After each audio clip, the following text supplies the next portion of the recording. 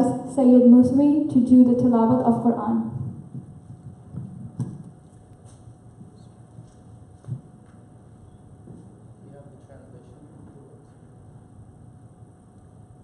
أعوذ بالله من الشيطان الرجيم. بسم الله الرحمن الرحيم.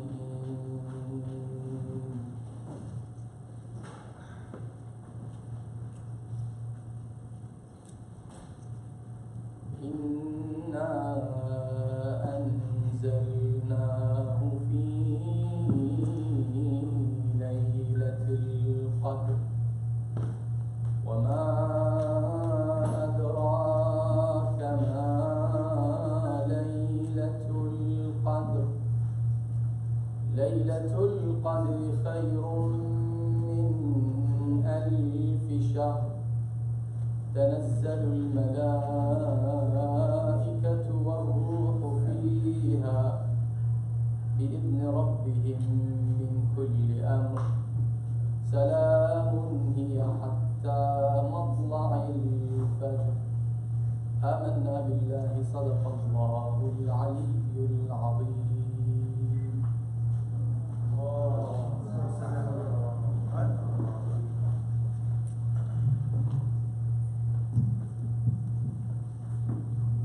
Our sponsor, Husayniah Islamic Society's mission and vision is to become a resource center, a place that goes beyond rituals to actual implementation to the message of Islam. To do this, Husayniah focuses on two areas: education and social services.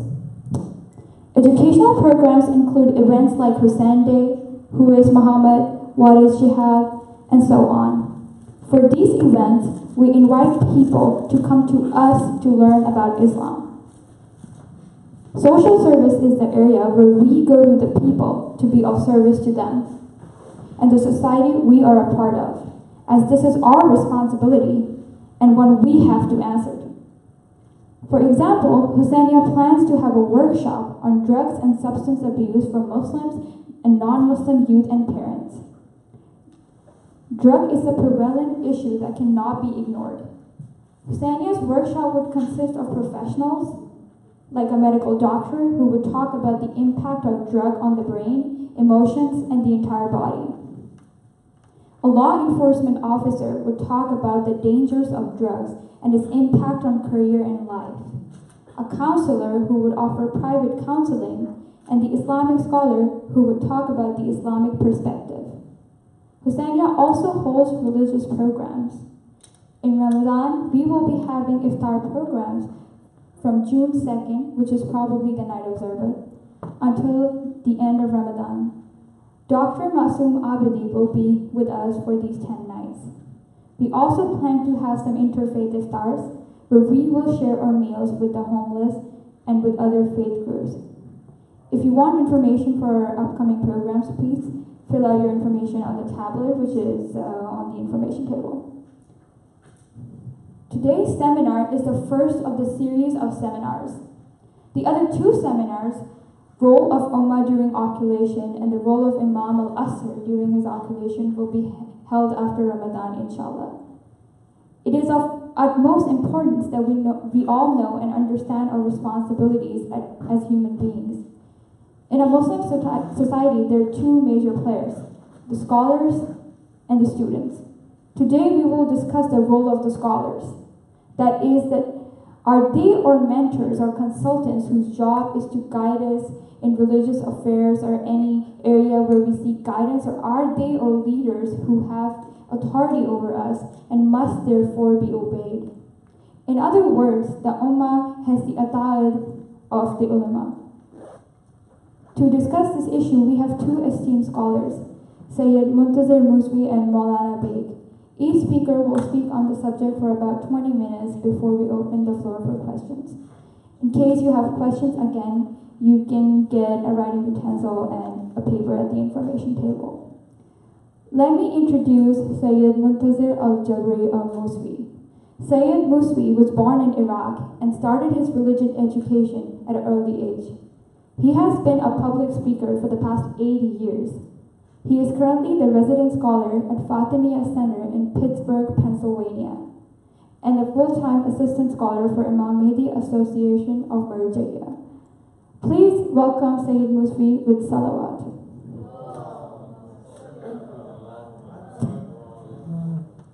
Sister, Assalamu alaikum wa rahmatullahi wa barakatuh. In the name of Allah, the Beneficent, the Merciful, and may peace and blessings be upon our Prophet Muhammad and his progeny.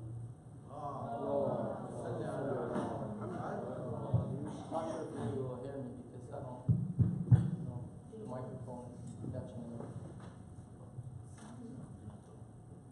Oh, hold it. Again, Assalamu alaikum wa rahmatullahi wa barakatuh. In the name of Allah, the Beneficent, the Merciful, praise is due to Allah, the Master of existence, the Lord of love and forgiveness, and may His peace and blessings be upon the best of His servants, our beloved Prophet Muhammad and His purified descendants. Allahumma salli ala Muhammadin wa ali Muhammad. Brothers and sisters in Islam, Assalamu alaikum wa rahmatullahi wa barakatuh.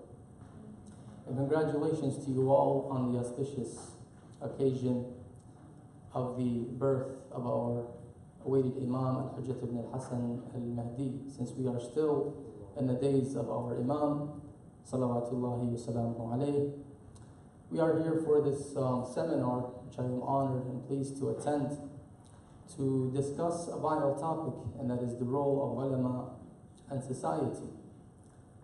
This topic is a very broad topic.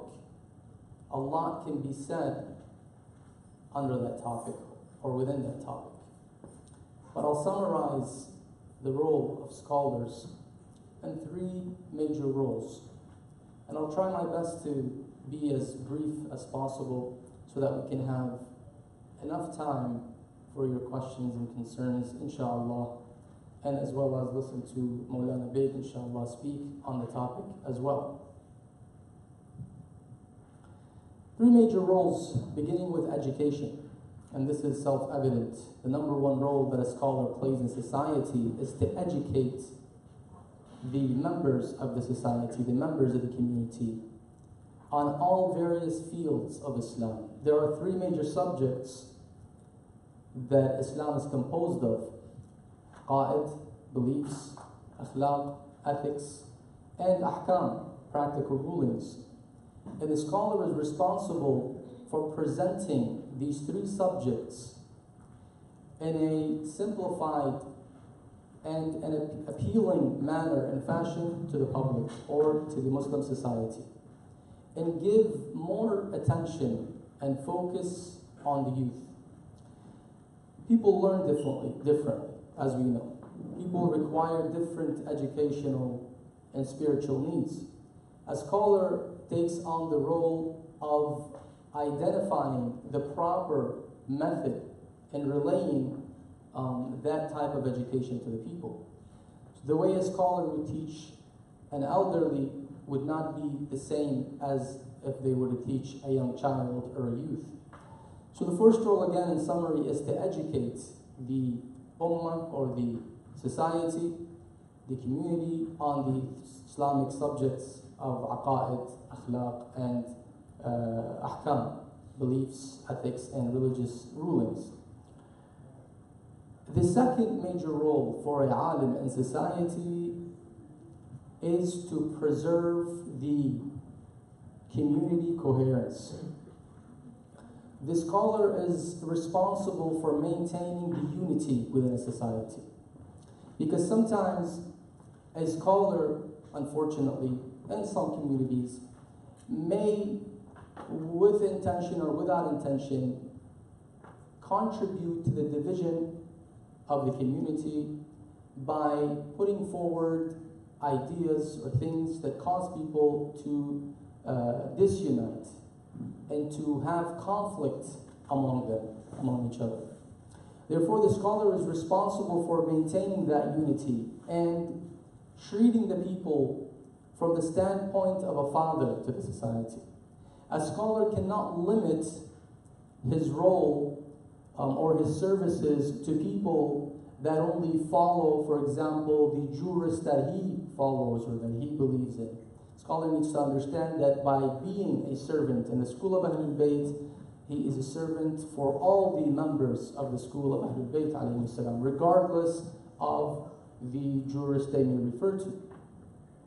So community coherence, beginning with the scholar himself, eliminating these kind of differences and focusing on the most important and crucial matters that benefit the society.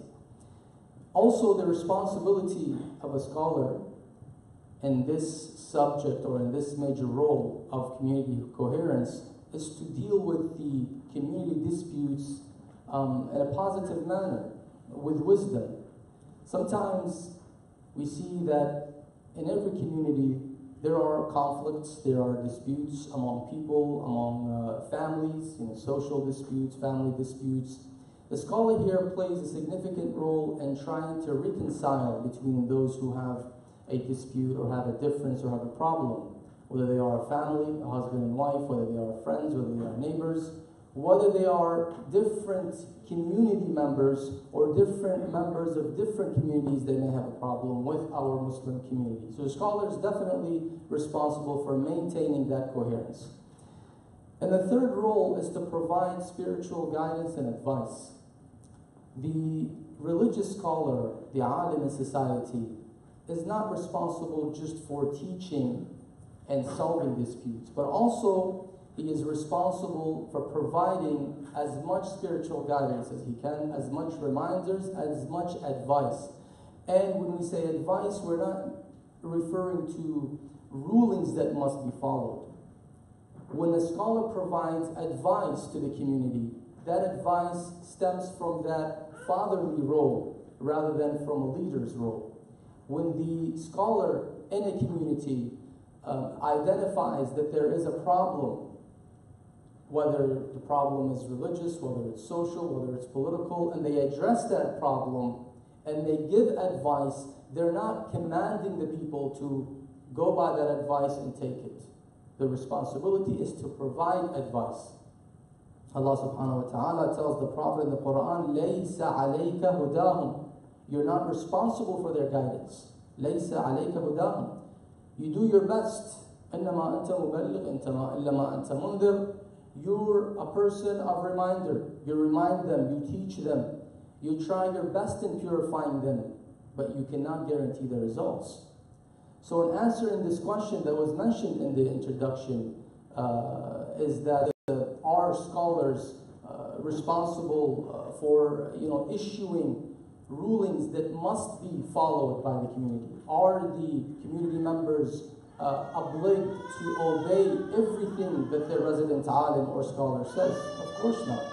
The only person that has the full authority on Muslims based on our creed in the school of Ahlul Bayt are the Ma'sumin alayhi salam, 14 infallibles, in which we are under the, of course, the mercy of Allah and the mercy of our Imam, the awaited Savior, Sahib al-Asr wal-Zaman, who is not present among us, who is concealed, and because of that, we refer to fuqaha and ulama, and we take from them our religious teachings and rulings that apply to our daily life. So briefly, these are three major roles. Inshallah, we'll try to elaborate more from the questions and answers. And I believe I took enough of your time. I'll hand the microphone to, inshallah, our brother Maulana Sheikh Bey, please. Thank you.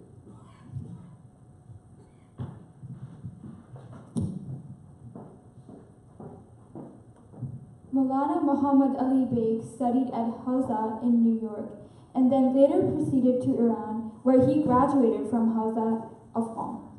He is the Chancellor of Imam Ali Seminary in California and the resident scholar of Al-Walaya. Please welcome Maulana Beg.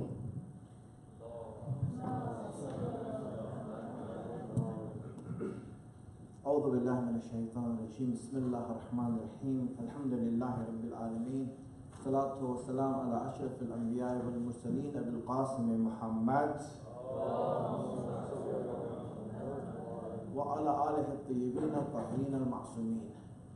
The role of ulama or scholars in society or religion or any place else, first of all, let's look at the importance of scholars, or who are scholars in the first place.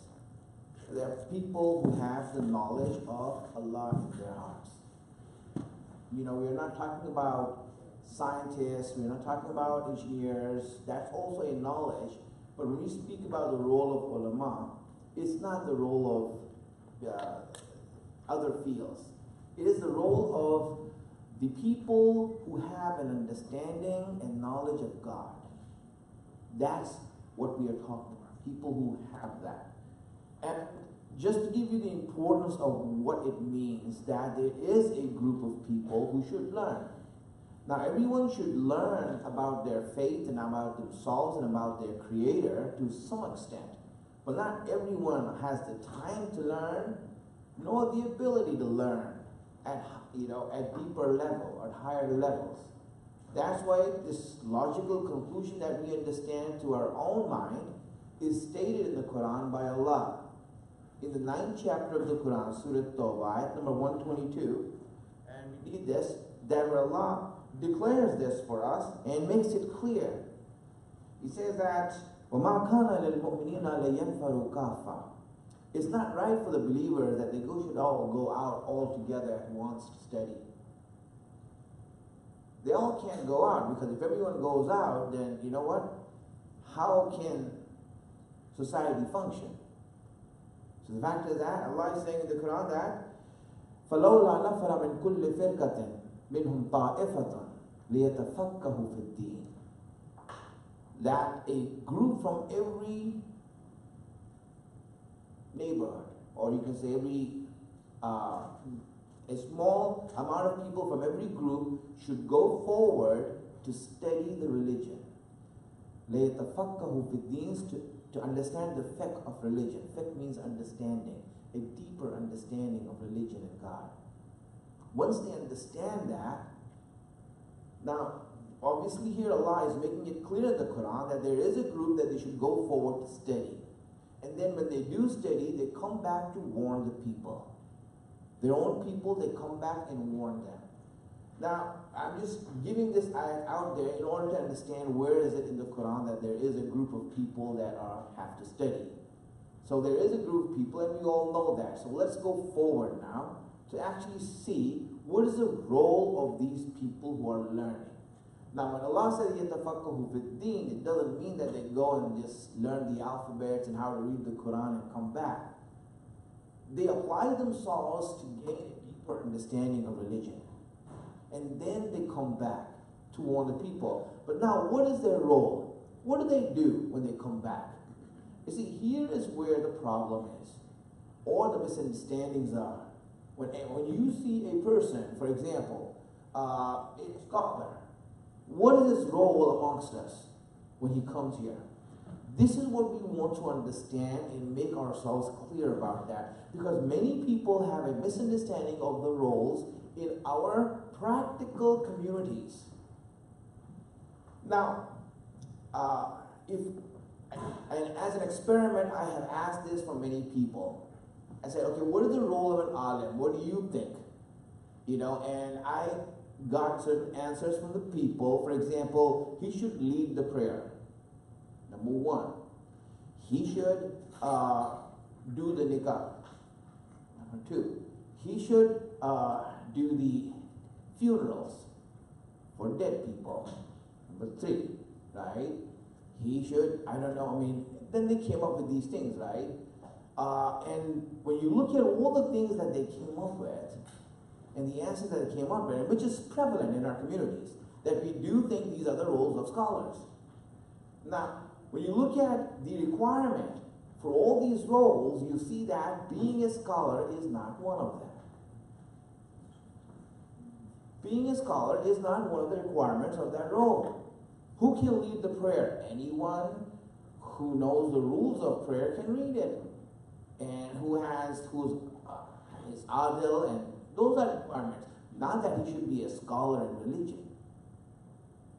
No place that says that you have to be a scholar of religion and apply yourself deeply to lead the prayers. No one does say that. So then, okay, it's not leading the prayer, when we stand up in line, and amongst us, that we are very careful as to who we want to make the leader of the prayer. Right? We are very careful about that, and we are so careful that we don't have Jamaat prayers at all. Right? And I think that defeats the purpose. That's not the issue. The issue was that, yes, you do be careful you put out there, but look at the requirements, and as long as the requirements are fulfilled, being a scholar is not one of those requirements. Alright, for example, now nikah. Right? And those of you who have been married, you know that the person who read the nikah for you was a scholar, right? Now, people think that you have to be a scholar to read the nikah, the marriage. To preside over the marriage, to read the oath. There is no place anywhere where it's written that you have to be a scholar and learn for 15 years before you can get someone married. In fact, you don't even need anyone to read your nikah. You can do it yourself. If you want to get married, husband and wife can just read the vows themselves and they're married. That's it. So the issue is that you don't have to do that. You don't need to be a scholar for this. How about divorce? Now when you see that, here you have no place, either in divorce or prayers or nikah or marriage or any of these places where there's a requirement for being a scholar. So then Allah, I ask you one thing. Why did you make these people go and learn for 20 years, 15 years, 10 years and apply themselves deeply to the studies of religion? For what? What is your goal? What is your purpose behind this? See, from here I want us to understand what role do they play in society. It's really important for us to from here understand that. Because we took them at a value that is very low. We thought that, okay, alim's job is, read the nikah or a majlis, for example. Really? Do you have to be a alim who has learned for 20 years to read a majlis of Imam Hussain? And really, the people, if you go to Iran, right, the people who give the majalis, who attract the millions of people to, it might be a little bit thing, right? It's kiting up. Okay, I'll switch. If you look at that, most of the people who come there are not by the ulama. They don't attract the millions of people. The people who are attracted by are the Roze Khan, who have nothing to do with the Hausa or knowledge. They're the ones who actually make the people cry and get them hyped up and do all these things. So the fact is that you don't have to be a scholar to give speeches also. And we know that firsthand, that the best speakers we have never gone to the Hausa. Right? Being a speaker has nothing to do with being a scholar. And the scholars were not meant for that. But it's they who made that role for themselves. So now, if I go to the house or if you go to the house, someone goes and studies for a long time and truly learns. He goes there and learns deeply about that. What are they learning for? What is this knowledge for? This is what we need to now know. And this is really important. Let me, obviously I'll just read some hadiths, because if I just say it, it won't be that effective. Let me read a hadith, so we understand. What is the goal of this? Or in fact, let me give an introduction before that. I don't know how much time I have. We have time, right? Okay, good. If I have time, then, and if you all are ready, then, let's send a loud salawats.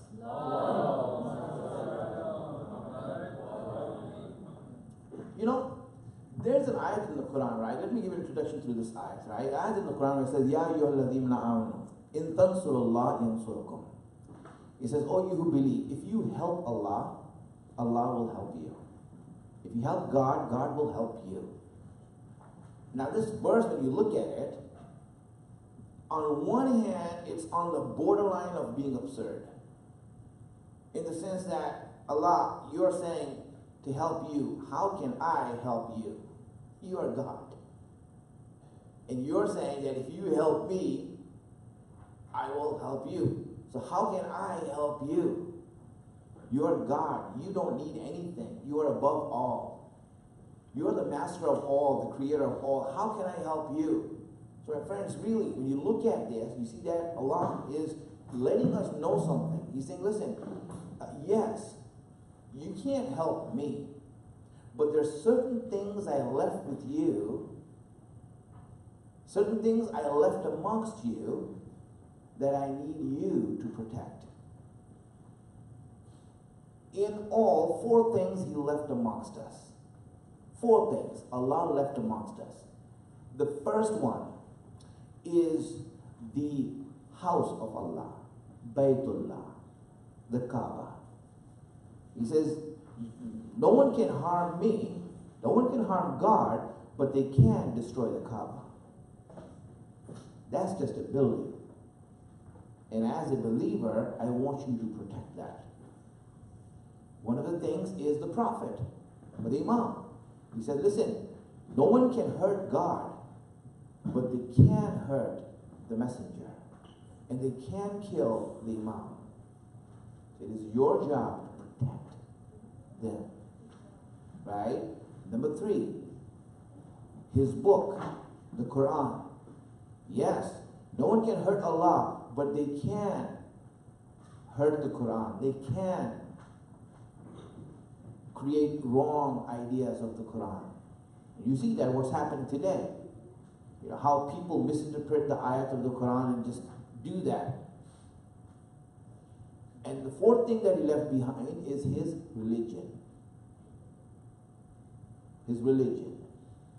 Now, how do you harm the Quran and religion? These 2 things. I want you to understand this. I understand about the Kaaba, right? You don't need knowledge to help defend the Kaaba. Or, for example, the Imam. There, in order to help the Imam, in order to protect the Imam, you need muscle. Right? I mean, you need some strong men and strong women to go out there and fight those people who want to kill them. That's fine. But when it comes to the Quran and Islam, the religion, these are 2 things Allah is saying you have to protect it. Now, how do you harm religion? How do you harm religion? You harm religion by making up, fabricating, altering, and adding in ideas that are not divine. Ideas that are not divine. That's how you do it. And these things are not crude. They're not basic. These assaults are very subtle. These assaults are very deep. And hence, here when the harm comes in, if our salvation is through religion, if our salvation is through God's mercy and us loving Him, if we end up loving the wrong God or the wrong idea of God, if we have the wrong idea of religion, if we have the wrong idea of how to get to God, then we never reach there. So everyone is in jeopardy. Someone has to come forward and protect the religion from all of these side of things. Someone has to do that. And that person is not someone who can be basic, who can just, I know how to read the Quran, That's it. Someone has to be deep, someone has to be understanding that he can protect the people from any sort of deviation that could occur. Otherwise, you can pray as much as you want, and if you're deviant, it doesn't matter. If your faith is wrong, it doesn't matter. If you don't believe, it doesn't matter. You can do as much good as you want, but if it's not for the right reason, it doesn't matter. So what happens at the end? We all need someone to protect us, a shepherd who will keep us on the right path. Like that. This is a role that requires a lot of knowledge. Scholars were meant for that. Let me read this hadith from Imam Hadi. And there are many other hadiths that we have in which he says that if it wasn't for these scholars who have defended the Shias from misguidance, if it wasn't for them that they defend the Shias against the misguidance and insinuations of shaitan and from the fabrications of enemies come forward, then really it is them that have done it. They have done that. They have protected them. The job of the ulama is really to protect the ummah, to make sure that they don't go astray. It's a very difficult job. And that's why they have to be not just knowledgeable, but careful. The characteristics are mentioned in the Quran, hadith, regarding the characteristics of a person who does that. The role of the ulama is important. Why do we respect them so much? Because they are striving to make sure that I don't go astray. And that's the job of ulama. You know, it's like scary. If a person, when I go to sleep, I can't go to sleep and say, oh yeah, that speech was good, man. I gave a good speech, and people were like really, into it. This and that. If I go to sleep like that, then that is not an alim. That's not a scholar. A scholar is someone who, when he goes to sleep, he is scared. He is scared. He's afraid. There's a fear in him. It makes him humble. It brings humility to him. It brings him to his knees. It makes him cry at night. Why? Because he feels the burden on his shoulder. And he feels that in him. That's why Allah says in the Quran, إِنَّمَا يَخْشَى اللَّهَ مِنْ عِبَادِهِ الْعُلَمَاءِ. Only the scholars are the ones who fear Allah. Because they feel the burden of their responsibility. They're not just responsible for themselves, but others. And hence it is big. If I'm only responsible for myself, my life is easy. But if I'm responsible for all of you, you know what? I don't want that first, but if I have to take it, it's a serious job. And that's the reason why this is so important for us to understand the role of scholars. What that actually means. Who they are. And if a scholar goes bad, that's why when a scholar goes bad, he destroyed not just himself, but a whole nation with him. He destroys a whole nation when a scholar goes bad. He doesn't just destroy himself. It is a catastrophe when you have someone who's learned go bad and go wrong. He destroys a whole people. I remember a saying. That Imam Khomeini had said, and it was written on the walls of the Hausa that we used to study in. The room that I was in, there was saying written on the walls there. Right? One of this was his saying, and it is said, and he said that scholars have no excuse before Allah. People who have learned have no excuse. Obviously, if you're learned, you can't say, I didn't know. You learned it. You learned. How can you say you didn't know? The fact is that you have no excuse before Allah. Everyone else has excuse. And say that, I'm sorry, I didn't know, I made a mistake, I did this. But if you're a scholar, you have no excuse before God. So, just a little shine, and then when we have the interactive thing, I might say more things, all right? So I will end my time here. Thank you very much.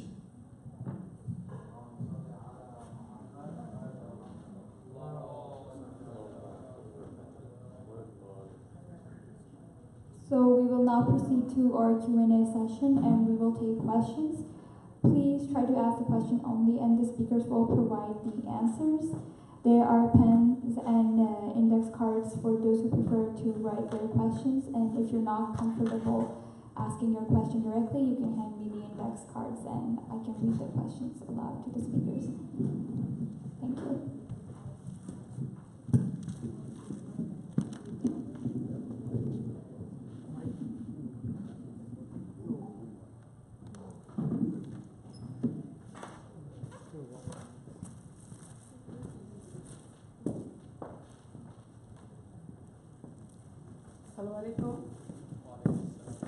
So if there is a conflict created by a scholar, what is the responsibility of the Ummah? I'm hoping both of you will answer that.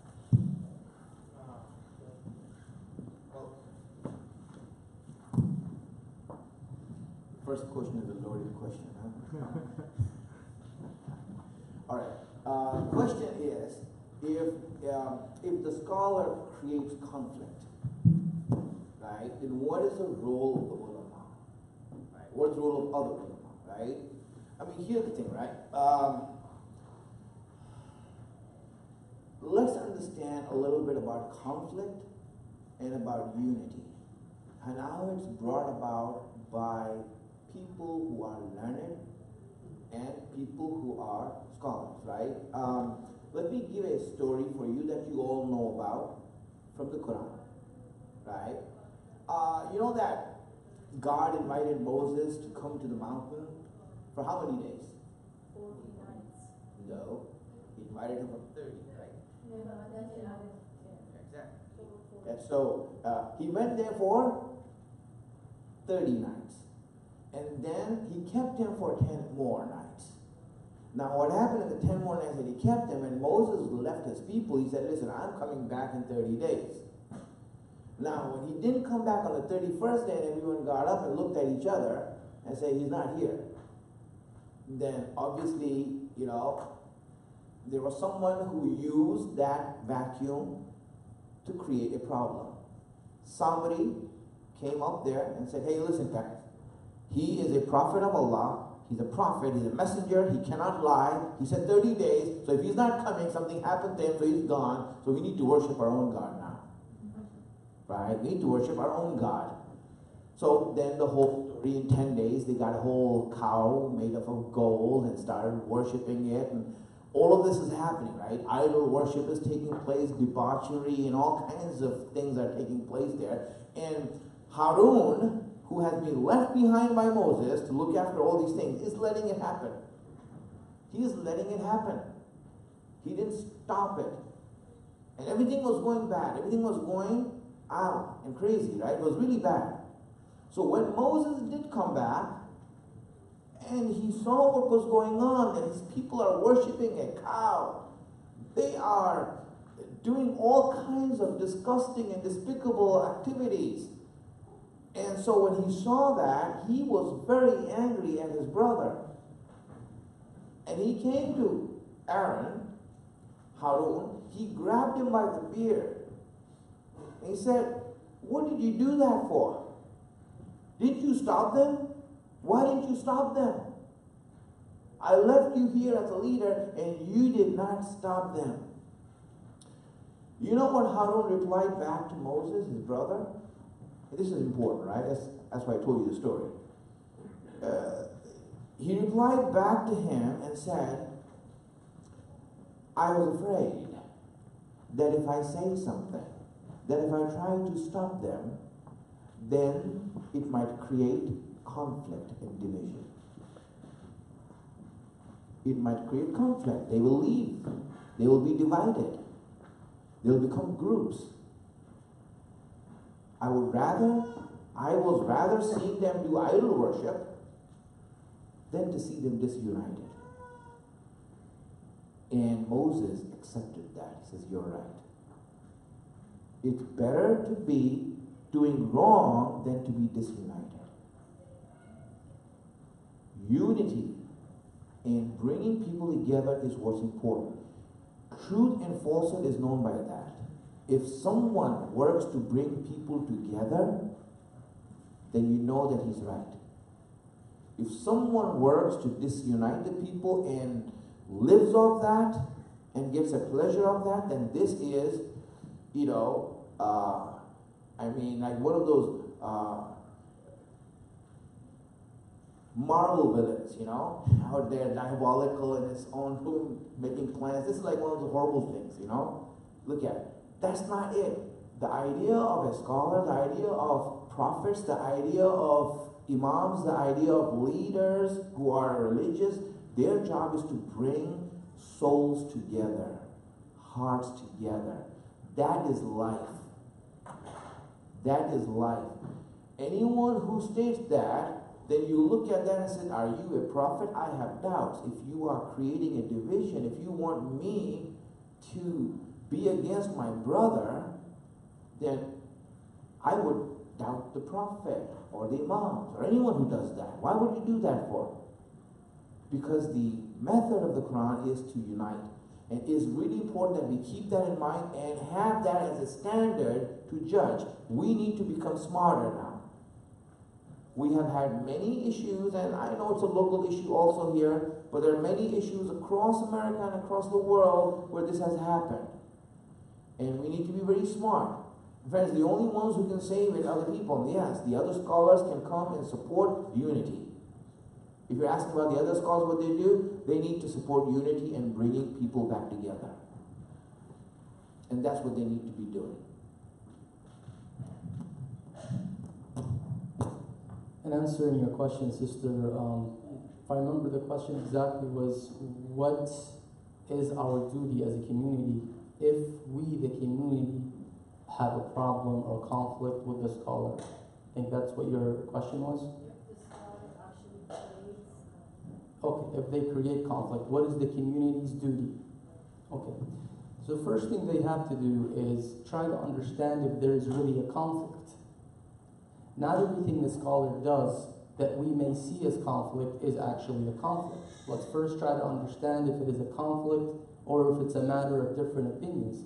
For example, if a scholar is asked about a question and then he answers it in a way and presenting, for example, two different opinions for two different ulema, or an opinion that he believes in, which maybe most of the community do not accept, or follow a alim that does not believe in that opinion. If presenting the opinion in itself is just clarifying that there is a difference in opinion in religious matters that must be respected. For example, such as our continuing issue of Hilal, the yearly issue of Hilal. If the scholar simply says, this scholar has an opinion on Hilal, this other jurist or faqih has a different opinion. Sometimes some community members might see that as creating division. In reality, they're not creating division, they're clarifying that there are two different methods of approaching these Islamic rulings. Now, if you say, no, that's not the case is actually real conflict. It is a matter of creating disunity between the members of the community. The first step that they will take, that takes place, or that the ummah or the community has to do, is to seek out to their dignitaries. There are people in every society that have the respect, the elders, those who are also maybe other scholars in the community. So they would reach out to them first and practice what the Quran teaches, وَأَمْرُهُمْ شُورَى بَيْنَهُمْ. They need to sit and consult and try to put their brains together and come up with a good idea or a good method to resolve in this conflict.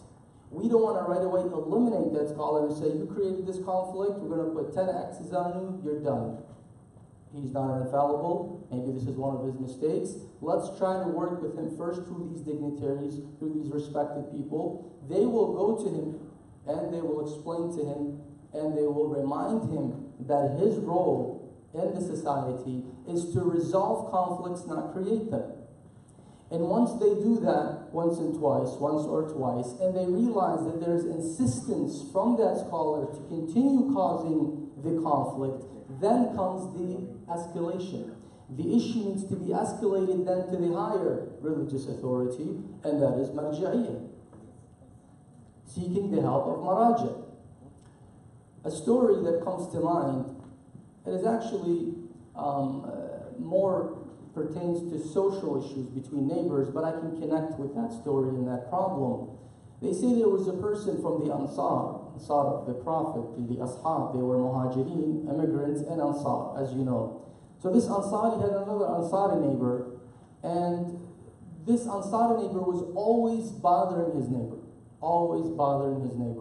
You know, coming to him, abusing him verbally, causing all kinds of distractions. And this neighbor would always go to him and say, can you please end this nonsense? Can you please let us rest, let us sleep? This is not right. So this person does not listen. The story says that he went to the Prophet, the Ansari that was being oppressed by his neighbor, that was being abused. The Prophet gave him a very good advice, and of course all the advices are good. The Prophet did not interfere right away. He wanted to resolve the issue in a different method. He said to him, take your furniture and your stuff outside.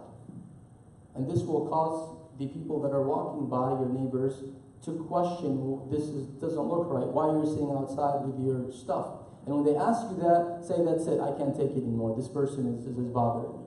He's not willing to stop abusing me. So here the Prophet did not interfere right away and come to them. The Prophet wanted to teach him a lesson in a different way by having the society first interfere.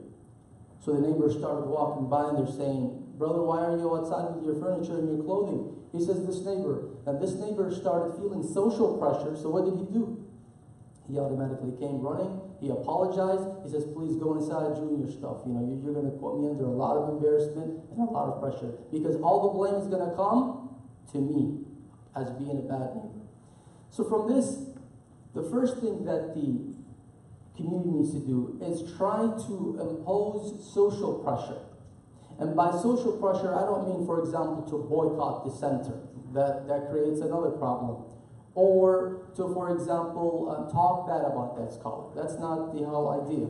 First thing is to get these dignitaries, these respected people, to talk to him once, twice, 3 times, and be a little bit patient. After that, as I mentioned, there's escalation to the level of marja'iyah. There are people that work as liaison with the marja'iyah.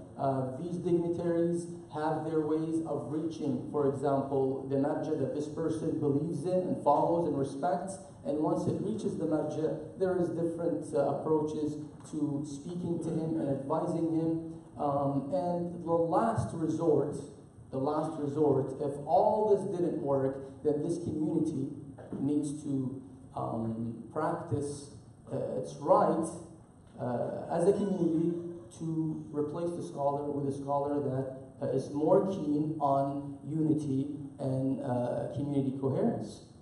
So for example, if that center is owned by the community and not by that scholar specifically, they have the full right to say that we have exhausted all of our ways with you and it doesn't seem to work. Therefore, if there's a contract, this contract is to be annulled, or if there's conditions, or if there's terms in the contract that are being broken, there has to be some kind of strategy that must be taken. But it has to be a wise strategy. It cannot be a matter of talking bad on Facebook, causing even more disunity and indulging in riba or slander and all these kind of things. Because in the end, we are not here to win a fight. We are here to preserve the unity of a community.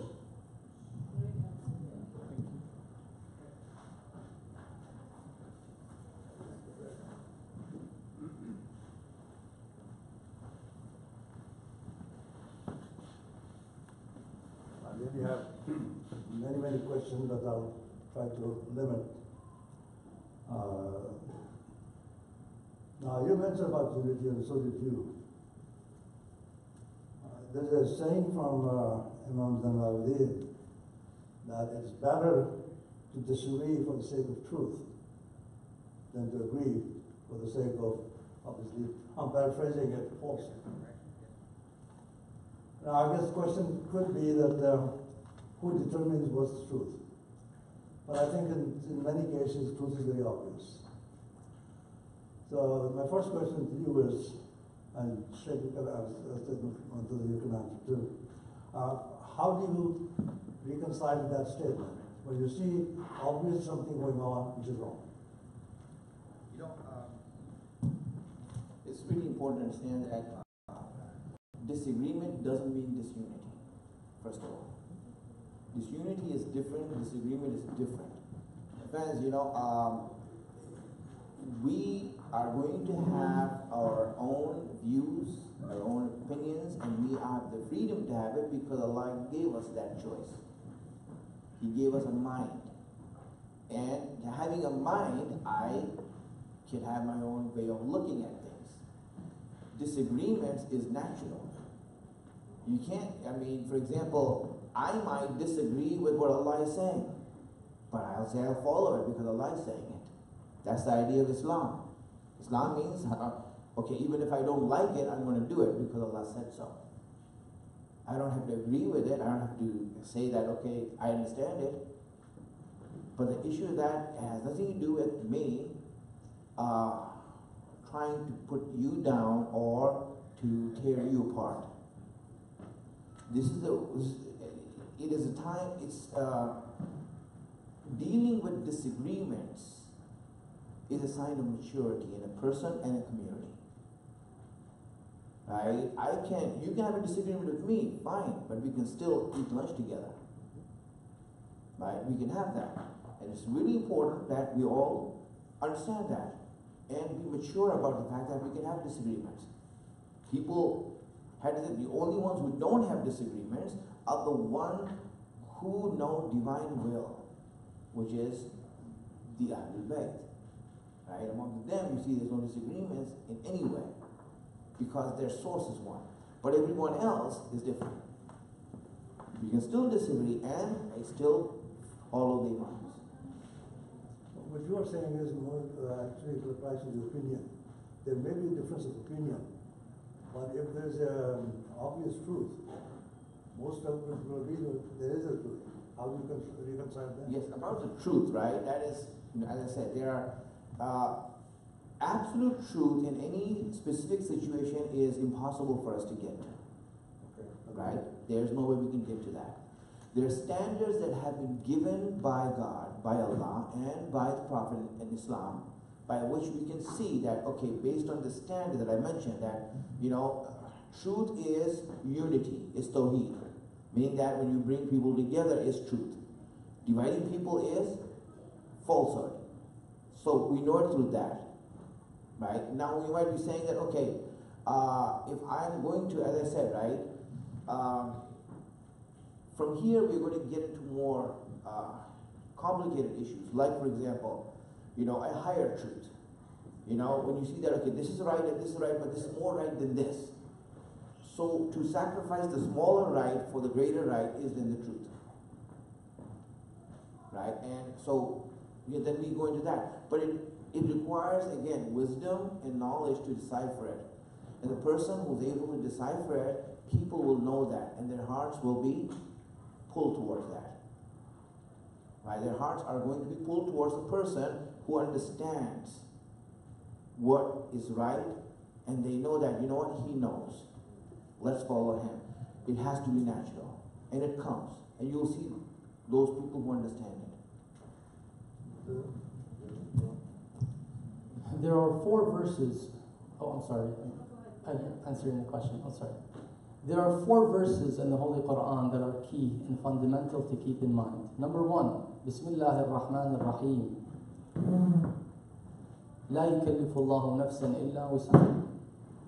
Allah does not cause the nafs more than its ability. Does not ask or burden the nafs more than its ability or capability. Number 2, وَمَنْ يَتَّقِ اللَّهَ يَجْعَلْ لَهُ فُرْقَانًا. He who fears Allah, who he is righteous, who he is pious, Allah shall make for them a division between truth and falsehood. Number 3, وَلَا تَقْفُ مَا لَيْسَ لَكَ بِهِ عِلْمٍ. Do not follow that which you have no knowledge of.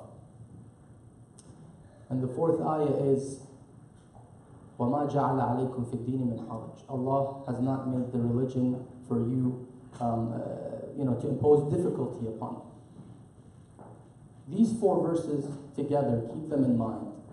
And now let's try to answer the question in light of these 4 verses.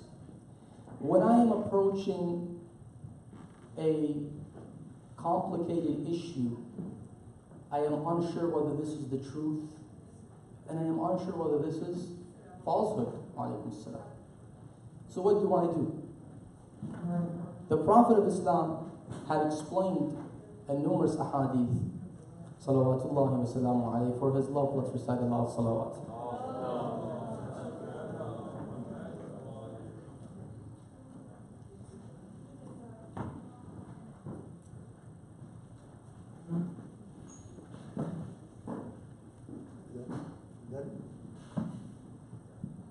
I'm waiting for them to have a seat, inshallah.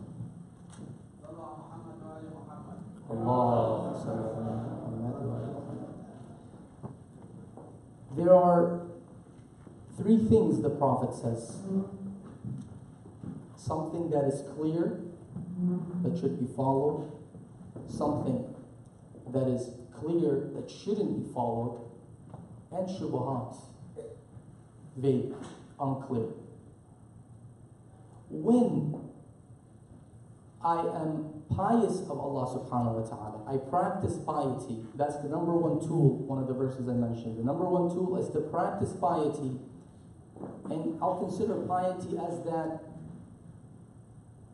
utensil or that microscope, whatever you want to call it, something that makes me see things the way they are. Let's call that piety. By practicing piety, which I should always have in practice, I use that first to try to distinguish between the truth and the false. If I can see the truth being this way, I must follow it. If I see the false, I must stay away from it. But what if it's still blurry? No matter how strong my eyesight or my heart sight of piety is, there's still blurriness. What should I do? Should I pick and choose whichever one? The other verse comes and says, وَلَا تَقْفُ مَا لَيْسَ لَكَ بِهِ عِلْمٌ. Do not follow that which you have no knowledge of. No, stay put. Then I say, well, oh God, what am I going to do? Allah says, لَا يُكَلِّفُ اللَّهُ نَفْسًا إِلَّا وُسْعَهَا. مَا جَعَلْنَا عَلَيْكُمْ فِي الدِّينِ مِنْ حَرَجٍ. You're not responsible. I'm not going to burden you with something that you can't do. It is what it is. I tried my best to find the truth. I can't find the truth. Oh, Allah, guide me to the truth. And the fifth verse I forgot to recite, وَالَّذِينَ جَاهَدُوا فِينَا لَنَهْدِيَنَّهُمْ سُبُلَنَا. Those who strive for our sake, we shall guide them. So the first person to blame in this process is the self. If I keep trying to see the truth and I cannot see it, before I start blaming the whole world, let me blame myself that I have not reached that level of righteousness and piety that allows me to see the difference. But again, if I truly try, then I cannot see for blurriness that is beyond and beyond and beyond, then I know that Allah subhanahu wa ta'ala is more just and more fair than to account me for something that was out of my capability. لا يكلف الله نفسا إلا وسعها. Sister, you raised your hand earlier. You actually have that. Sister.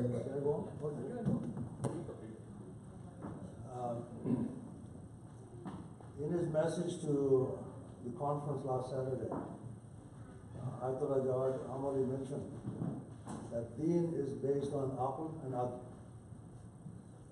And good society, or pious society, you might call, that follows those two, aql and adl.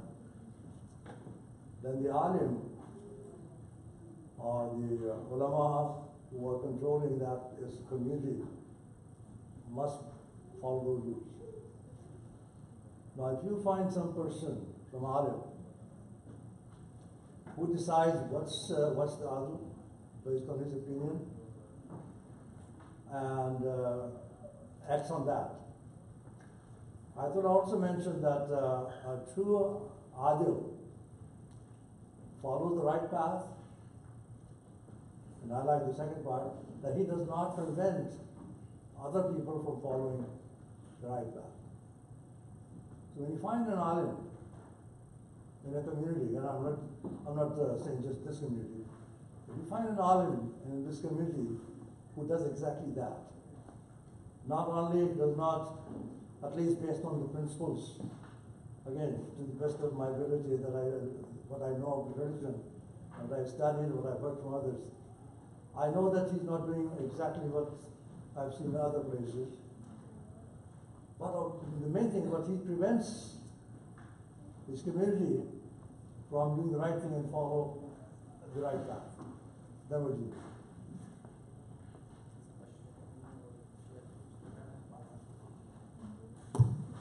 This takes us back to the first question raised by sister, and that is, what if we reach a stage or a point where we have concluded that this particular scholar is a problem? Whether they are not letting us see the right path, whether they are causing conflict, it all goes back to one thing. They're not doing their job. The answer, as we clarified earlier, is that in this case, we take the strategy in the levels one after one. First, we try to advise al-mu'min mir'at al-mu'min. The mu'min is the mirror of the other mu'min. We need to keep in mind that shaitan is there to create animosity from the first difference or the first fire of difference that starts. Let us not fall victims for the satanic plots to cause this disunity, because that definitely makes shaitan happy. What we need to do first is still preserve and hold that love we have for that scholar.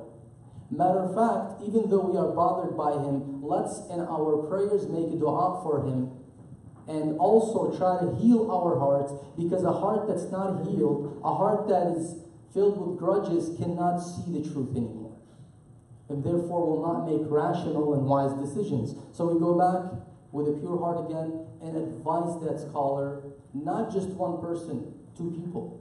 The community has many people in it. The scholar might claim that, you know what, I'm doing the right thing, everyone's agreeing with me except for one person. But how do we resolve that? So that person alone cannot do it unless the dignitaries of the community, the elders of the community, those who are active, are also involved and see the same problem, diagnose the same issue.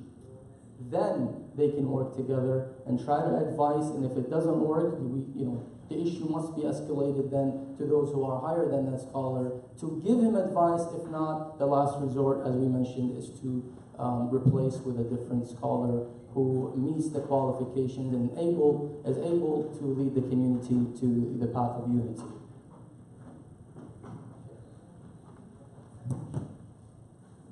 I guess you answered it.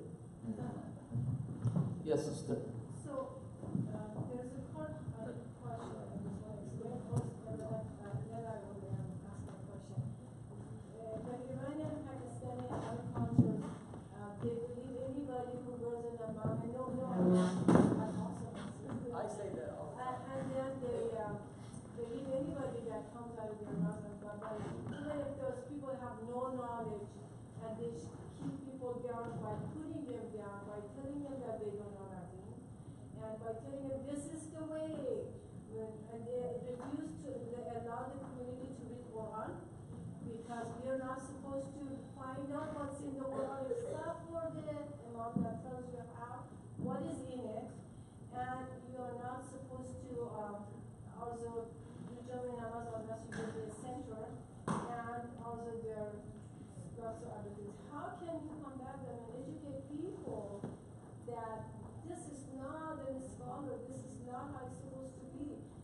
If he by himself says that I do not read Quran, I used to read a page a month or a week, but no longer I have been reading Quran. And still people follow him because they're afraid to say something because it will crash up personally in front of everybody. How do you handle that? That kind of personality. So, first thing, you mentioned about the fact that he tells you not to read the Quran. Does everybody have to do that? This is a misconception, by the way. The scholarly way of saying this is, do not interpret the Quran in your own opinion without utilizing scholarly tools. This is what needs to be said, not do not read the Quran. Telling you not to read the Quran is telling you to stay away from Islam, because the whole idea of holding on to Islam is to hold on to the Thaqalain, the Kitab and the Itra, the Book of Allah and the Prophet and his progeny. May the peace and blessings be upon them all. So holding to the Quran is essential. The holy month of Ramadan is the spring of the Quran. What are we supposed to do? Kiss the Quran and hang it and just, play it in the car? No, of course. We need to read it, understand it, and practice it. Read it, understand it, and practice it. The last time I was in Najaf, I had the privilege and the honor to meet His Eminence Sayyid Sistani, and he said, one of his advices, he said, tell the people they need to not only recite the Quran, but they need to also reflect on the Quran. Try to understand, do tadabbur, and then after tadabbur, try to put it to practice. So this is totally different and totally contrary to what Islam teaches us. Not to read the Quran, that's not true. Now, when I come to read the Quran, because I have barriers, number one, language barrier. Language barrier doesn't mean that I am Irani and I don't know Arabic. No, that's a basic barrier. There's another barrier, and that is the language of the Quran is very eloquent and was revealed in a time that is 1400 years ago, and language has evoluted. Language has evoluted. We cannot come to, for example, a verse in the Holy Quran that has a term in it and understand the term with today's terminology. Yesterday we were discussing with one of the dear brothers, and he mentioned the word hoot. Hoot, today, in today's translation, is the, what's that big fish again? Whale, thank you. Hoot is whale, and as Shia we know whale is haram to eat, to consume. And the story of Moses and Al-Khidr, they were eating hoot, فَنَسِيَ حُوتَهُمَا. Because we think hoot means whale, we automatically say, oh, how can they eat hoot? But going back to experts in tafsir, they say hoot in Arabic, in the time of the Quranic revelation, means fish. So now, because I have no knowledge and expertise in understanding these terms and the expressions of the Quran, I will come and ask kindly my local scholar, who, as I mentioned in the beginning, that one of his major roles is to educate me. I will say, kindly explain this verse to me. I want to understand it so that I want to focus, and maybe I will put it to practice more than the scholar himself. And let me agree with you on a point that amama is only a cloth. This is a cloth. It does not mean that this person is for sure a alim. Somebody doesn't have to wear amama to be alim. Yes, this is this is a formal dress that resembles ilm.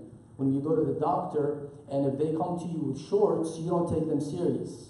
You say, are you the doctor's friend? I need to speak to the doctor. When they come with that attire, you feel comfortable. Yes, this is a doctor. He must know.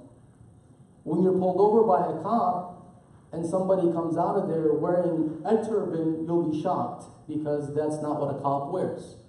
In order for the cop, to be a cop, they have a special attire, and so on and so forth. So the attire in itself does not mean that the person has the qualifications, but it's an attire that is required for that position. Now, how to deal with this issue when if the scholar insists that, you don't have to, don't read the Quran, stay the way you are, and this is the way it is. As I mentioned, we try first to advise the scholar. We try to clarify it. Now, if we find that those people who are following that scholar are blindly following him, and that by us getting in between them and trying to waken up, this will cause a bigger disunity, then no. We're going to stop right here and say, okay, Allah subhanahu wa ta'ala is more merciful on them. Inshallah, He will bring them out of this darkness. We will try to the extent that it does not cause a bigger problem. Because again, we don't want to cause a bigger disunity and a bigger problem. If you come to someone and you say to them, for example, I have to tell you the truth, and once you tell them the truth, they will kill you. Islam tells you do not tell them the truth. That's why we have the concept of taqiyya, right? Somebody from ISIS, well, God forbid, captures gets a hold of somebody from the believers and says to him, what do you think of the opponents of Ali ibn Abi Talib? Of course they're not going to say, I have to tell you the truth, because this is a situation where now they're going to have to hide it because of a bigger problem that will arise, and that is the killing of that innocent person. So likewise, if these people in that community are not willing to listen, and this person has just taken over the way they're thinking and their emotions, then my responsibility here stops. And I pray for them hidayah, and I have to go on with my life and proclaiming and presenting the message of Islam the way it needs to be presented. I'm sorry I answered this in a very long fashion.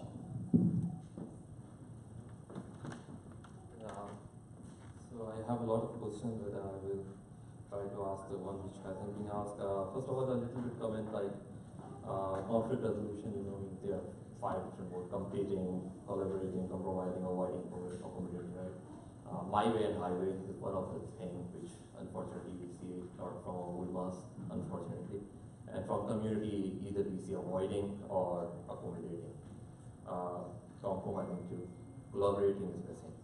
So I think that's first thing which is my comment on it.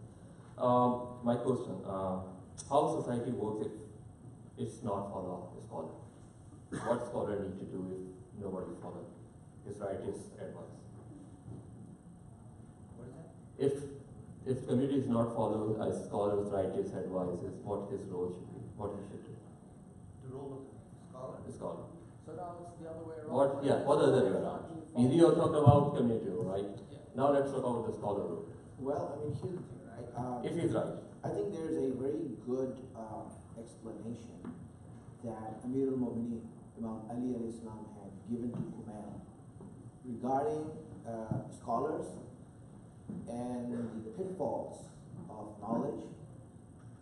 And in that, when you look at it, you'll see that amongst the pitfalls of knowledge, he said that I would not give knowledge to a person that I know is going to use this knowledge to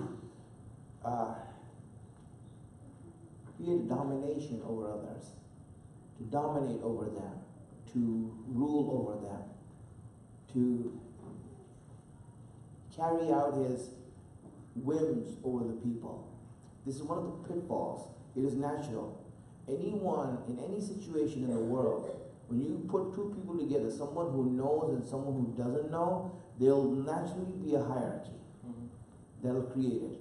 The person who knows will naturally have a hierarchy, and there'll be an impression that he has on the person who doesn't know, and eventually that person who doesn't know will start to follow him. Right? I mean, because he'll think that, okay, man, you know. Right? So what happens is that there is that chance where a scholar, anyone who knows, can have a feeling of domination over others. And Imam Ali is trying to point that out, that it is a pitfall. Now, if the scholar is right, and if the people don't follow him, right, the two things that he said there in that explanation is that either a scholar, if he has the chance, if he has the ability, meaning if he has all the circumstances that are meant for him, then he comes out and he does his deen and he does his obligations openly. And if he doesn't have the chance to do that, then he sits in his room alone, right, and he does his own research. Right? He does his own research because I'm unwanted. If you look at the Imams, the same thing happened.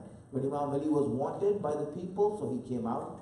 When he wasn't wanted, he stayed in his house. Right? What's the idea behind it? That this is the way it works. A really good example that I want everyone to just understand, right, that Allah gave about how to build a nation, a community. Really good example is the prayers, Jama'at prayers. If you look at the Jama'at prayers, Allah is describing the working of a community. Right? You have the Imam of the Jama'at, the leader, prayer leader, and you have the people who are following. Tell me, who creates the Jama'at, the Imam or the people? Both. It's the people who make the intention of Jama'at. The Imam who's leading the prayer, he doesn't have to make the intention of Jama'at. He's just making his prayer. It is the people who come behind him and line up and make the niyyah that I'm doing Jama'at behind him. So this is, the quintessential idea behind the creation of a community. It is the people who have to come behind, have the trust in this person, to know this person, and they have to follow him. Now what will happen is this, and here is where we need to be very smart and think, okay, now if this alim is not wanted, he sees that, when I come to pray, no one else is praying behind me. So what should be my job? I should just leave that place and let someone else come there who's going to have the respect of the people. And they pray behind him. Listen, maybe I'm not the one for this group. Maybe I'll go somewhere else and I'll be helpful somewhere else. Right? Maybe someone else is going to come in that place. And they might do a much better job than me in trying to teach this lot that's here. But the fact is that, when he is unwanted, he just needs to move aside. That's being an adult. That's being mature. That's being wise. Okay, I'm not wanted, so I'll move aside. I'm not going to force myself to be here because I am not the standard. I am not the imam. If I was the imam, I would be the standard, but I'm not. Right? I'm replaceable. Right? Anyone can come and replace me. Right? And that's what we really have to understand about scholars, that yes, if I'm not wanted, I'll go somewhere else. I'll do something else. I'll make myself useful somewhere. Go ahead. So, with this question, there are something like we see in our community, people in the case of conflict, all are Sunashri, follow some different marji or same marji. But in case of conflict, we start calling it the Yazidis and something like Yazidis, and we are Hussainis and X and Y and Z. So, and unfortunately, we sometimes see the same thing coming from the pulpit as well. That hey, Imam Ali, people don't follow Imam Ali, and look what happens. So, I know means our human ulemas are not having vilayat mutlaq. They should not exercise it, and they have not, right? Is it right? Vilayat mutlaq is not exercised, right? So, in that case, how to deal with this? And secondly, a question on the ulemas again. You talked about unity. Ulemas promote unity among the community. We unfortunately seeing a very disunity in our ulemas, especially in North America. I can count 6 or 7 organizations of ulemas. Some are within the same margin, some are different margins. And in case when you were talking about the steps going up the ladder, and like if you have a conflict with your manager, you go to director or senior manager, then director, then VP, and that's not exist, right? Means how can in North America you can go and say, hey, this is a wakil of X margin, and then I can go to X. There's a lot of discrepancies here, right? So in this regard, it's very hard to resolve issues because we see disunity among community, then we go ahead and see disunity among our ulemas. X ulema is not being entertained by Y ulema, then how can we resolve the issue? In answering this question, there is a very important key that, of course, inshallah, all of you are aware of. It's just a matter of reminding you of it. Not everything is possible, and not everything is accomplishable.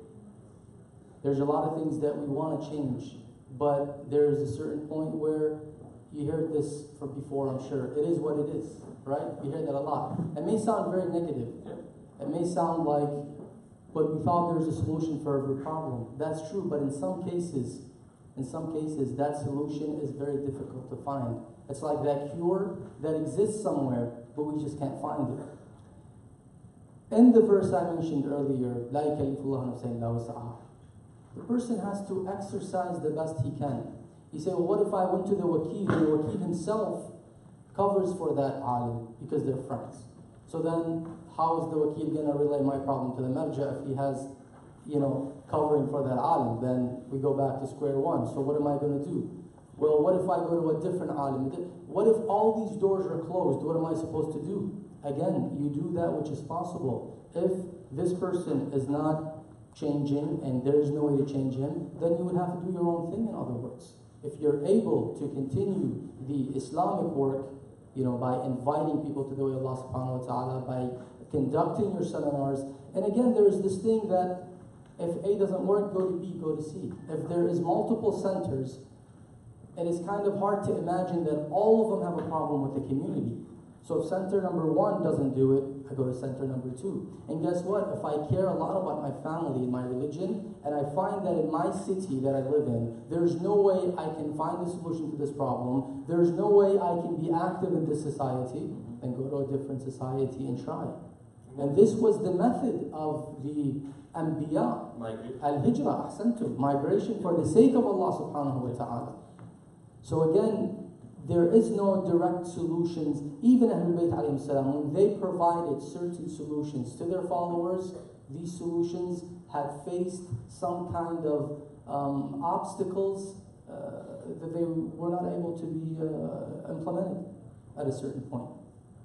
Again, in this world, we are not required to guarantee results. We're only required to try. Try. In the end, it's not up to you. Because the Prophet, for 23 years, it's very heartbreaking, sacrificed all that he can sacrifice, gave all kinds of advice, did everything he can do, gathered over 120,000 on the day of Ghadir, did his best, and just days after his death, his daughter is attacked. The house is burnt. Ali is taken from his position. You say, well, maybe the Prophet didn't relay his message properly? Well, no way. Who can say that? But, لَيْسَ عَلَيْكَ هُدَاهُمْ. You're not responsible for their guidance. You do your best. Sometimes, in the work of tabligh, I run into issues, personally. And then these issues kind of put me back, as if I wish I did not take this responsibility. I wish I can resign from this position, right? Sometimes you get that feeling because of the pressure that you're under. And guess what? This is one of the positions that is hard to resign from. You can resign from other positions, change your expertise or change your career. But in this position, it's a devotion that has been made with Allah subhanahu wa ta'ala, and it's hard to just get out of that devotion. So sometimes what I consider as the chill pill that relaxes me when I go under that pressure is remembering the story of Nuh. 950 years, and then in the end the verse says, وَمَا آمَنَ مَعَهُ إِلَّا قَلِيلٌ. Few. And then I went to the narrations in Al-Kafi to find what few were. Ahlul Bayt, of course, are those who know the Quran and the interpretation and the details. Some narrations, they say few was 7. Others say few was 70. And some ulema try to reconcile and say, 70 from his non-relatives and 7 from his relatives, or vice versa. 77 people after 900. Imagine you work for 50 years on a community, and then in the end, you only have 7 people out of, for example, 10,000. Come and pray in the center and are active. You might say, wow, what a waste of time. Nuh did not say that. He did not say it was a waste of time. This is my duty. I did it. When Allah decides that this is it, you're done. Allah then told Nuh, that's it. Your job is done. We will have the flood and the drowning, as you all know. Al-Tufan. So again, we do that which is possible, and we leave the rest to Allah subhanahu wa ta'ala.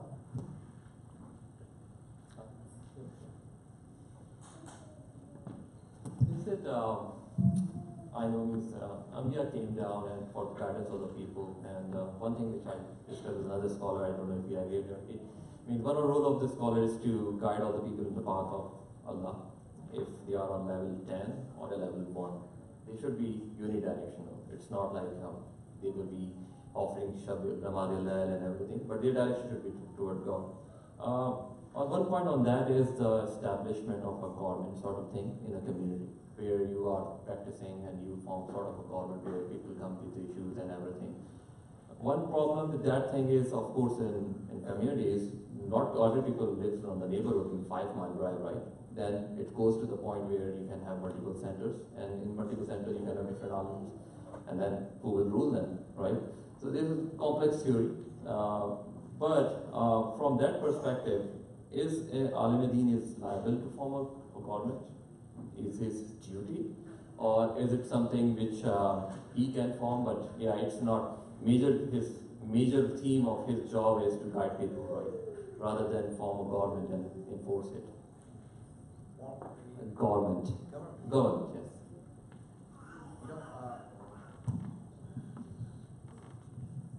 What does it mean by government? Like he's the leader. He's the only leader, sort of. No, this is, again, as I said, let's take a step back, right? The ultimate, the goal is obviously to establish Allah's government. Yes. Right? That's going to be under our Imam. Yep. Right? Establishing government, all it means is this. It means that I base this house of mine or this place of mine under the rules that God gave me, I vow to follow that. That's the rules I vow to follow, right? So, for example, in that sense, the government means that, for example, in my house, we choose to follow Islam. Yep. I choose to follow Islam in my house, right? Now, are you saying that should he do that? Is it his duty? Right? So obviously that's what Allah is saying, that, you know, when Allah says, أَلَمْ يَعْنِ لِلَّذِينَ آمَنُوا أَن تَخْشَعَ قُلُوبُهُمْ لِذِكْرِ اللَّهِ. Is it not time yet for them to bow down before Allah? So Allah is asking that question, that it's about time for you all to submit. Right? That you all started not to follow the rules of others, but the rules of God. So that is the purpose that he has, right? But this is different than, for example, what you're talking about. What you're talking about is that one guy saying, hey, you know what, I'm the leader, why? Because Allah made me so. No, you're not. Right. Right? No, you're not. You know, why in the world are you the leader? You know, the idea is that, you know, and how did Allah do that? I didn't see that. How did that happen, right? But this is, now I just want to go back to what you asked, right, about demonization. Right? It's very important that it happens in communities, demonization. This is a terrible thing.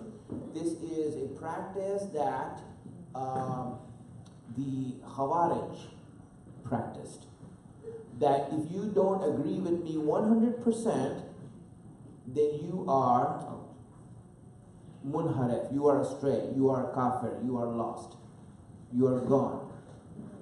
Right? And this is the exact ideology that Imam Ali alayhi salam was trying to educate them on and trying to fight against.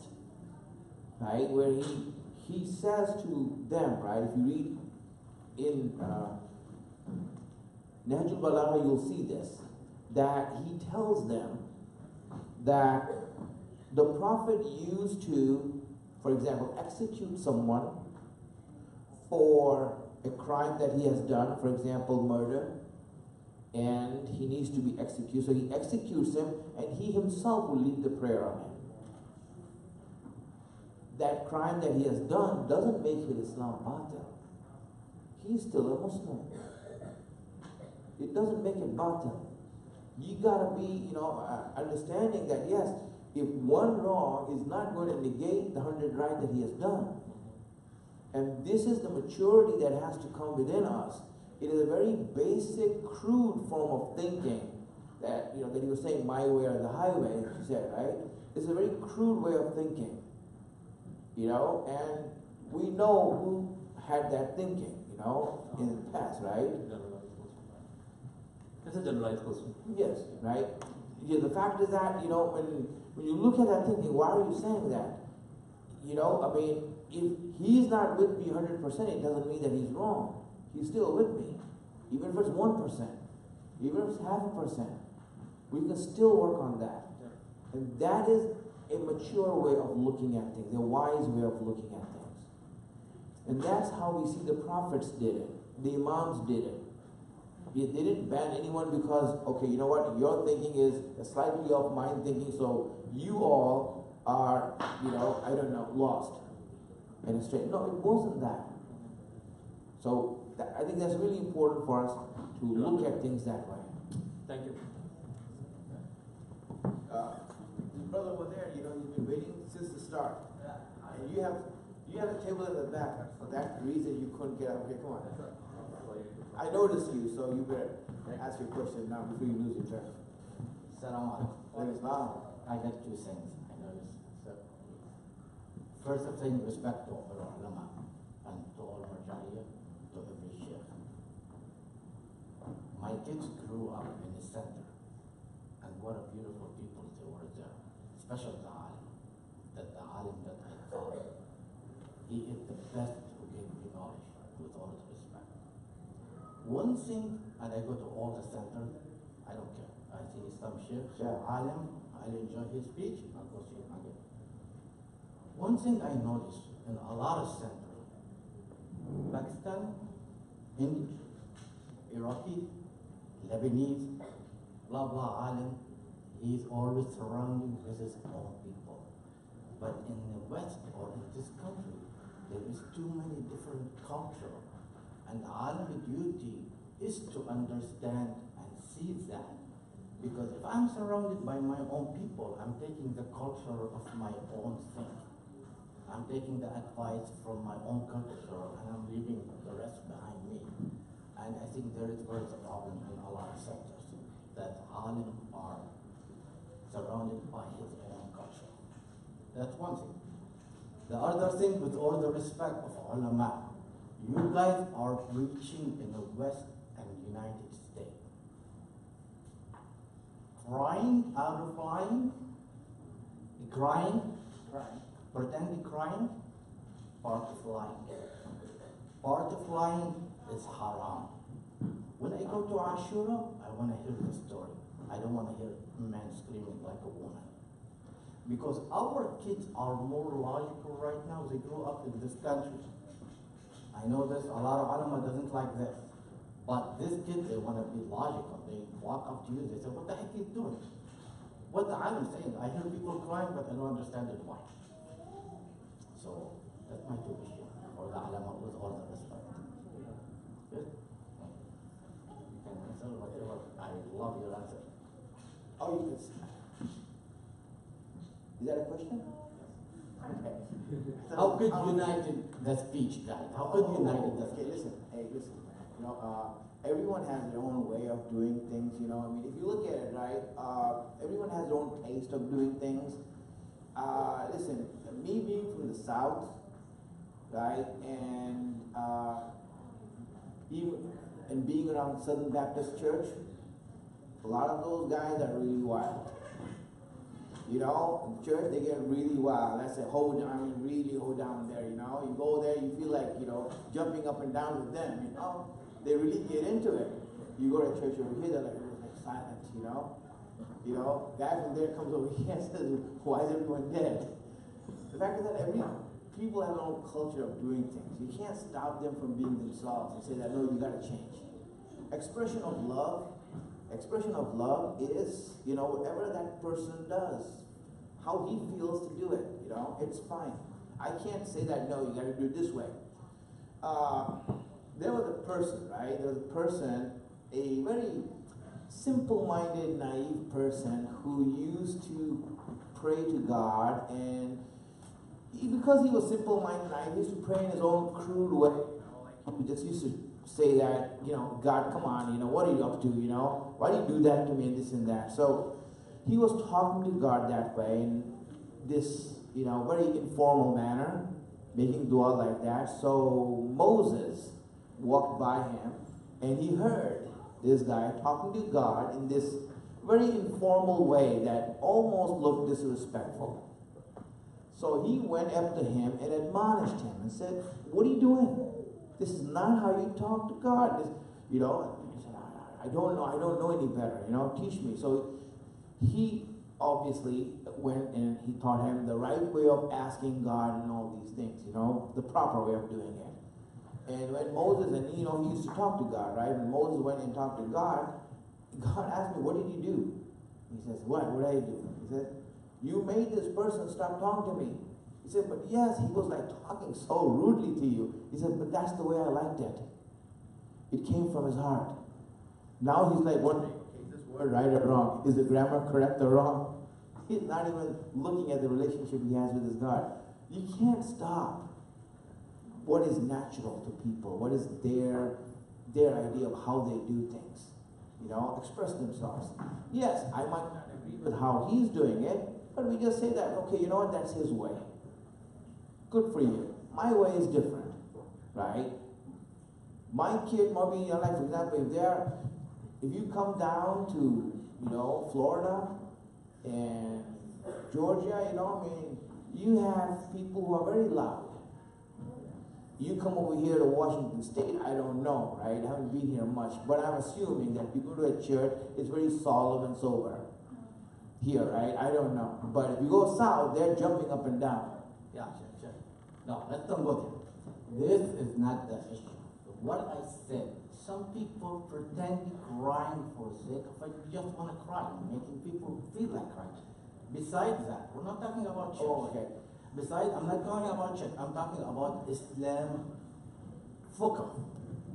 Does that allow the majlis to be a crying place, loud crying, instead of we're coming to get educated? Yeah. It's just, Yeah, I understand. we are Muslim my age, I don't know. But what we our concern, which is make it hard in ulama, you are in the West, that our kids will not understand that. So this is really being issue with me with some ulama, but it is really concern, big concern, and you have to convince us, or you have to see it our way a little bit. Folks, what we have over here is a disagreement, right? Which is very good, right? And I think it's a practical demonstration of what we have been talking about for the last 2 hours, right? With all due respect, obviously I would disagree, right? But it's good. And I like the fact that you came out and you said that opinion, and I would say mine. And you know what? I love you for you having that opinion, and I love you more because now I can think about your opinion now. I can think about your view, right? And I can All what I want, yes, honestly. right? You know, I can think about it because you said it. If you never said it, we would never know it, right? We would never know it. I think that's very important right now for us to understand. That it's really important that we learn to speak out.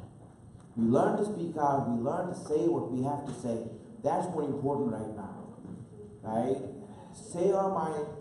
Maybe we're wrong, we're right. That's a whole different thing. But at least if it's out there, we can discuss it. We can view it. We can learn it. It's really important that we start to do things that way. Now, I will let Sayyid answer your question. You mentioned a very important point, and that is fiqh, Islamic fiqh. And by fiqh, you meant jurisprudence, Islamic laws. Because fiqh in a general meaning is deep understanding. Maulana Beg mentioned that in his introduction. So fiqh is understanding. The special branch, fiqh in Islam, is the study that studies Islamic laws. We know that there are 5 types of orders in terms of our actions. Every single action, even breathing, falls under one of these 5. It's either wajib, obligatory, it's either haram, forbidden, it's either recommended, mustahab, it's either abhorred, disliked, and it's either permissible. Everything or most things are permissible except for that which has been determined as wajib. So the default is everything is permissible except for the wajibat, they are wajib, we must do them. Except for certain actions, we must refrain from them. And except for certain actions that are recommended, we should do them. And others that are abhorred, we should leave them. Now this is clear to you. When we come to any mas'ala in Islam, for any issue, for example, the issue of crying that you raised, that's good you raised it. The issue of crying and weeping for Imam Hussein alayhi salam or the Ma'sumin in their tragedies is a practical matter. What is the ruling of that matter in Islam? How do we know the standpoint of Islam? By referring to those who are experts in the Holy Quran and in the narrations. The narrations of Ahlul Bayt, numerous narrations, and the verses of the Quran also mention that indirectly. In the case of Yaqub, وَبْيَضَّتْ عَيْنَاهُ مِنَ الْحُزْنِ, he was crying and crying for his son Joseph. While Joseph was alive, nothing happened to Joseph. He was kidnapped from his father, but then he was, he knew he will come back. Anyhow, the narrations of Ahlul Bayt praise the sarkha and the sayha and the loud cry for the sake of Abu Abdullah al-Hussein in Ashura. Now you may say, well, in our modern world, this may be looked down upon, right? Someone might misunderstand it. My children growing up in the West don't understand why I'm screaming. This is then the role of the alim when we said to educate. So before surprising people with crying and screaming, I need to explain to them the philosophy behind this crying. Because once they understand it, they'll start crying with me as well. Now, making people cry, it's not for the purpose of making people cry, but because we are composed of intellect and emotions. We're not just pure intellect. A lot of times you guide people through their emotions and not their intellect. Sometimes some people can only be guided with their intellect. Some people reverted and converted to Islam because they saw the akhlaq of the Prophet. that touched them, that touched their emotions, and they said, I'm going to enter Islam because you have such a great akhlaq. And a lot of people walk away from Husayniah because of that chair. Okay, so again, this goes back to how we interpret it to people, and going away from Husayniyyah or from these kind of things is not always a criteria that this is batil. Most people are away from the truth. That does not mean the truth is no longer the truth, right? But the idea is to try your best as a muballigh, as a preacher, as someone who's responsible in an Islamic center, to present Islam in an appealing manner. Even the crying and the sadness. Islam doesn't say, for example, you have to cry. As I mentioned, it's mustahab. It's mustahab to express your grief. If it's expressing grief to just wear black, right, and sit and allow the tears to come out without screaming, then do it that way, if you feel like this is how you express. Now, let me give you another example here. Usually, may Allah subhanahu wa ta'ala protect all of you and your loved ones. Usually, when someone loses a loved one, now look at this. Person A, the brother, might be just giving tears. The father might be just quiet and keeping it inside. Yet the mother might be screaming her lungs out, right?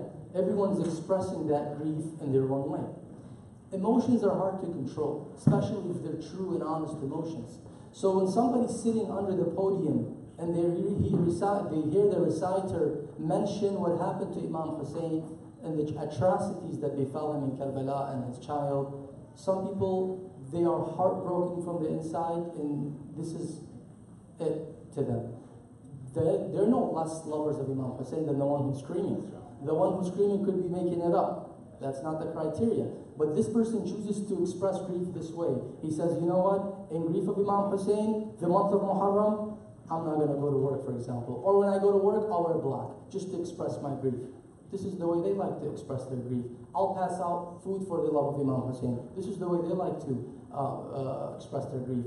But the idea and the mas'ala of Imam Hussein is not limited to grief. Grief is just a component. There's other components. There's the wisdom, the logic, the reason, and the philosophy behind Karbala. The reciter or the alim does not sit on the member and say, oh, people, cry and cry and cry and cry, see you next time. No. They, bring forward intellectual, ideas. One of our scholars last year, I believe, in Muharram in Kuwait, he was debating atheists for 10 days in the month of Muharram. Of course, in Arabic, a very esteemed scholar, and presenting things that even the audience started complaining and saying that, these are too much of a scholarly discussion. He says, well, I have followers following me universally through the channels or YouTube, and they need these researchers because now we are facing atheism and we need to bring this forward. So Imam Hussein does not call for just crying. Of course, he calls for presenting Islam in an appealing manner and also remembering his atrocities, which automatically lead us to sadness. How we express our sadness may differ from a group to another. Yes, some people, I agree with you, take it to the extreme, and this is in every religion. There's extremists almost everywhere. Some people like to take things to the extreme level, and our duty is to try to address it in a nice way where we're not hurting their feelings and we are not obliged to do the same thing they're doing. I understand. But if I was a alim, which is, I probably need 1,000 years to be there. But it's my duty to say, I'm making this speech. Please, folks, I want everybody to try to understand what I'm saying. I don't want the fake crying loud. That's all I'm asking. Maybe they do. We have not attended all of the ulama sessions, so we don't know. We have not did a full observation of all the majalis. So maybe some of them actually say to their audience, listen, be sincere, be honest. That's why there's this concept of riyah. Riyah and showing off is, as we know, one of the haram acts in Islam, and the ulama talk about riyah. They say, don't make riyah. If you're doing something, do it with full sincerity.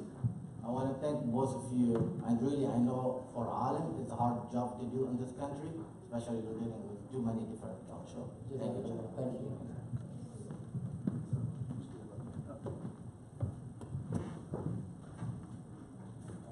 I'm sure there are many more questions, but one of the questions that is quite relevant to this city, and I'm sure other places.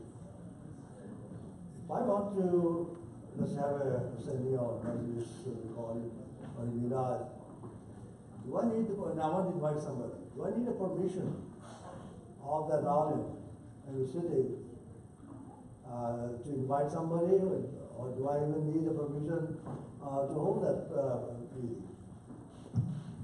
The answer to this question is, of course, no. You do not need anybody's permission, because ulama are there to benefit and to help.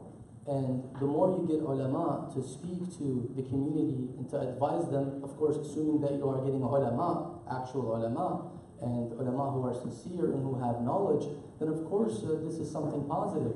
So no one else has the right to interfere and say you have to get my permission. They may not say you need my permission. Maybe they're volunteering to evaluate who you want to bring. Now that's a positive thing. If the alim says, listen, I advise that if you want to bring another alim, because I am an alim, I can tell you which one is good. If that's the case, then this is positive. But if it's a matter of they're not coming in without my permission, no alim has authority on the community in that sense. Similarly to the science of medicine or doctors in the field of physicians. If I wanted to know who's the best physician to treat my children, then of course I'm going to ask other physicians and other doctors who know the best one, for example. But one physician cannot say, listen, in this hospital, no one enters without my permission, unless of course they have the authorization by the hospital to hire and fire. But we don't have that here in Islam. The Ma'soom has that full authority to say, you speak, you don't speak. Anyone besides the Ma'soom cannot tell us that. Yes, they can say advice. I advise you, brother, this alim, Sayyid Murtala, for example, is not that good of an alim, so don't invite him. That's good. This is an advice. They know this person is not well equipped, and they ask you not to invite them. But they have no authority on you to implement that advice in your situation. Remember what you just said earlier, one step further. Mentioned the hospital. I'm in the hospital. There are doctors and nurses and all, the whole staff. I invite somebody, some other doctor for second opinion. Does the staff, the doctor have authority to stop them?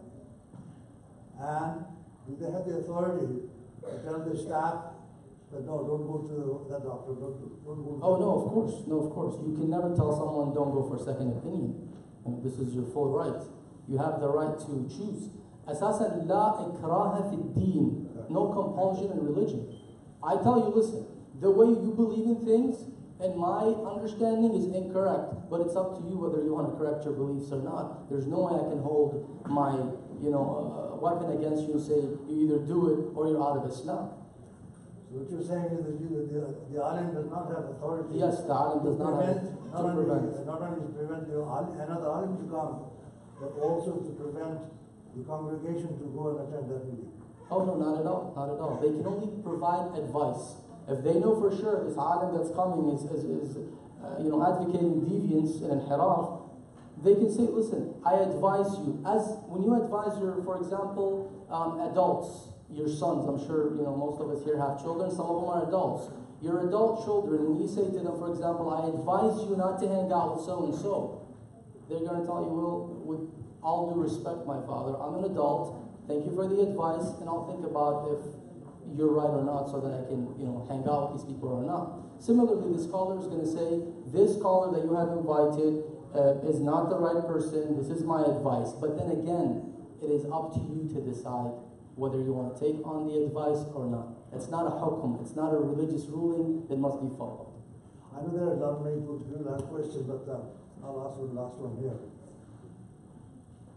One of the beautiful things in our religion, and I don't know this on the Shia is istihad. That all the other sects, have stopped istihad after those four. In Shia, they have istihad is open. This means anybody can want to and can learn. Right? Allah himself, the Prophet and the Imam, they all exhorted people to go and learn. I remember a saying from Imam Ali that Allah did not require people to learn until He took promise from the ulema that they're going to teach. So the function of the ulama is to teach, and the function of the people is to learn. Now, Imam Hussein also said that dirasatul ilm bi'al ma'rifah. You learn and learn and learn before you get ma'rifah. And Allah tells us that you need to have ma'rifah of Masumi. So how do we learn when the alim says, no, you don't need to read yourself, you don't need to learn anything, just I'm the ulama, I've learned it and that's it. I honestly, with all due respect, I doubt that there's an alim out there that would tell people do not learn. Maybe they're expressing it in a way that is misunderstood. No alim has the right, because it defeats the purpose of ilm. Because alim calls for ilm. If they're telling me do not learn and listen to what I tell you, this is really not an alim. This is some kind of other person. They're not an alim. A person who's telling people do not learn is calling for ignorance. And no alim who's truly a alim calls for ignorance. Logic calls for ilm, the Quran calls for ilm, all the books and revelations of Allah call for knowledge. So, you know, وَقُلْ رَبِّ زِدْنِي عِلْمًا. The Prophet tells Allah tells the Prophet, who we believe that he is the most knowledgeable of all the creations of Allah, he tells him, وَقُلْ رَبِّ زِدْنِي عِلْمًا. Say, oh my Lord, increase my knowledge. So, knowledge is beautiful, and the levels of knowledge, you know, do not end. Knowledge go on and on and on, and you can be whatever you want to be. If you want to be a mujtahid, you have to put the efforts, you have to put the time, and you are able to be a mujtahid. Those who reach the level of ijtihad are not from different planets. They're from planet Earth. They have the same equipment that you have. They have a mind, they have a body, but they dedicated their time and their efforts to learn, and they were successful in being a mujtahid, whether in fiqh or in the other fields of life, such as medicine, astronomy, and so on and so forth. Right. I add one thing, I guess.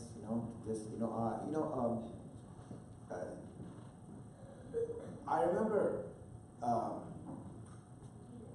George W. Bush making a statement saying that dictatorship would have been easy. Being a dictator, right? It's always easy. When you are the whole and soul, and dictators, right?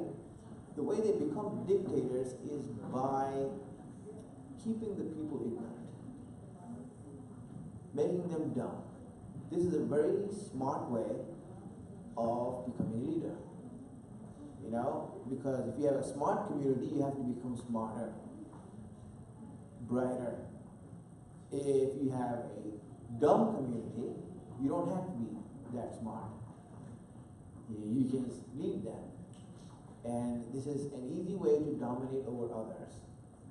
Right? Block the knowledge from them, don't let them learn.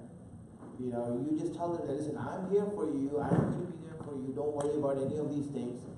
I'm there to hold your hand, you all just need to trust me. And a lot of people like to go with that. You'll be surprised how many people like to stay dumb. Because they think that ignorance is bliss, and you know what, I'll choose to be ignorant, I don't want to say anything, and this is the right way for me to follow what Allah said. Right? But that's not the following that Allah wanted. That's not the following that the Prophet wanted or the Imams wanted. There's a statement that Imam Ali made to the people of Kufa when he was giving the speech in a masjid of Kufa, right? And he said that, I do not like you as an audience or a follower, because you are just listening to me because I am sitting on the mimbar. What that means is that if anyone else comes here and sits on the mimbar, you will listen to him also. Which was a sort of prophecy that came out true, because of the same mimbar, Ubaydullah ibn Ziyad sat there and gave speeches there, the same people were listening. Right? Because he's sitting on the mimbar. If that's our goal, that okay, anyone who has the mama, anyone who has this, we need to listen to that, or anyone who sits on the mimbar, we need to listen to that, there's a problem there. The standard is, as Imam said, do not look at who is saying, look at what is being said. Well, because when you look at who is saying, then you get into idol worship. And you start to following a person. But when you start to research what is being said, then you actually use your own mind to deduce what's right and wrong. Right? And hence, it's really important for us as a community to become smarter, more educated in Islam, and in the ways of logic and thinking, in order that we can protect ourselves. Do not be a naive and simple-minded followers. It's never good for anyone. You gotta be smart, you gotta be deep, you have to understand things deeply and know what's going on, and not be afraid to ask the difficult questions. Because when you ask the difficult questions, then we will be put on the spot as scholars to do the research to make sure that we have the answers for that.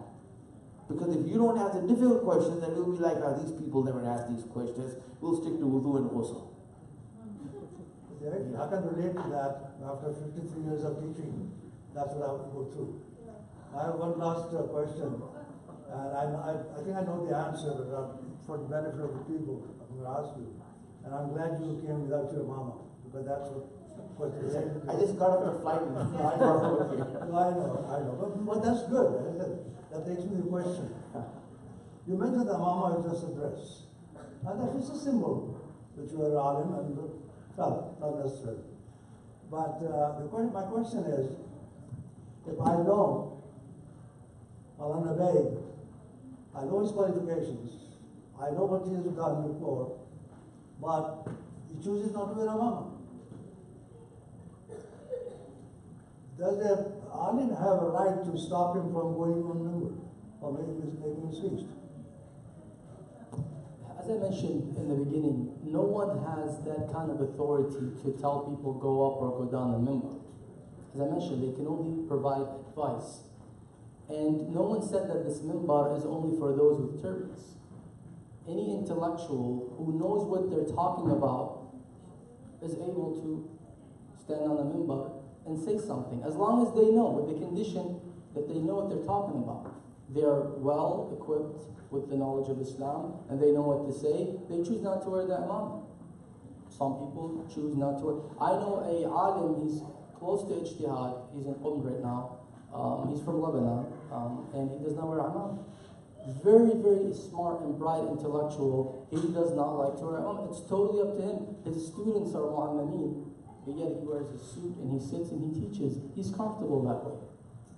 So again, we can't say, well, you can't stand on that minbar or sit on that minbar because you're not wearing imam. Yes, we can comment on, pay attention to this, we can comment on if the dress that they have on imposes a disrespect to the minbar. For example, if someone comes with their shorts and they say, I want to sit on the minbar and speak, we say this is not the right manner and not the right way to dress when you're sitting on the minbar.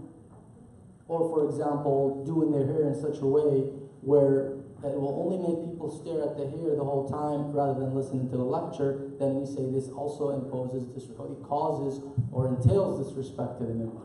But to tell people you have to dress in a specific way, I don't think they have that authority. So the imam is not a requirement? It's not a requirement, yes. I have a question. I think I'm giving you a good chance to clarify something you said earlier. This is about Aaron, and when Moses is gone, and Aaron saw there was corruption, not saying corruption, and he stayed mum.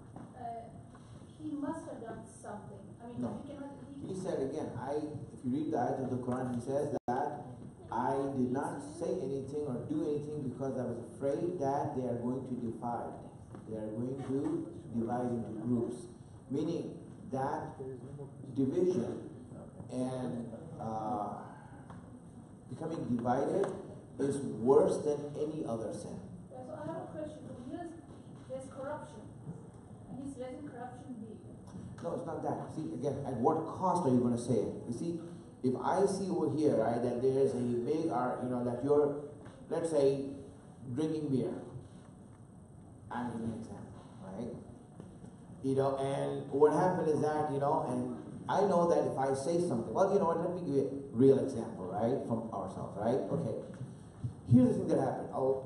There have been issues about people who have said that, you know, we should not do latmiya or matam with, you know, knives and blades, right? Because we see that it is a practice among some people. Now what happens is this, right? Here, if I say something, if I see that by saying something, that this group is going to divide, and they're going to become groups, and they're going to become their own cult, and one is going to tell the others that you are Malang and Akhbari and you are, you know, Wahhabi, right? Then my job is not to say this. Why? Because here's the thing. Maybe I'm not good enough to do this. Someone else is going to come with a higher pay grade and he can solve the problems. That's why Harun told, I was waiting for you. You, when you say this, it won't break them. If I say it, it's going to break them. Someone better than me is going to come and he's going to resolve this. So I have to see my position and say, no, I really, if I say something like that, and is it going to break, then I should not say it. Not because then it will be my own ego that's speaking. Well, I'm going to say it anyway. Why are you saying that? Don't say it. It's going to cause a lot of problems that are not going to be fixed later. It'll be very difficult to fix. Right? And then you know what? Moses did fix the problem. I mean, he saw the idol, it was broken, everyone was back to normal. But anyway, listen, just before the next question, right, I do have a request, right, from the audience, right, you know, and me and Sayyid over here, I've been speaking over here and answering questions, but I'm seeing something, right, that most of the questions are being asked by either retired people, be disrespectful, you know, or really old people, and this. I don't see any youngster saying, or any of the kids here, asking, what is the role of an alim in their life? And I disagree with the old part. Nobody's old here. Everyone's young. Yeah, that was just a hook. That was just a hook, right? That was just a hook to get their attention. I asked the kids here. No, not you, brother. You have made us all young, right? I'm saying that the kids here, right, who are here, and obviously they came here, and we want to do these things for them. I asked them to come forward, right? And after this question is asked and we answer that, I want to ask them, what do they expect from scholars, right? And what do they want to see? I want to see what they have because that's the future. And I want to really know where their mind is. So go ahead, brother. You asked the question, right? We'll answer your question. I know you're there. Go ahead. Okay, the question is from one of the audience is, are there ulama to help people understand the message of Allah, Islam, and do good? If that's the case, why Islamic societies, which there are so many ulamas, people lie, they help less, cheat in the business, while in the Western or un-Islamic countries, people seems to be more honest and kind towards with each other and more united. What are our ulama doing wrong there?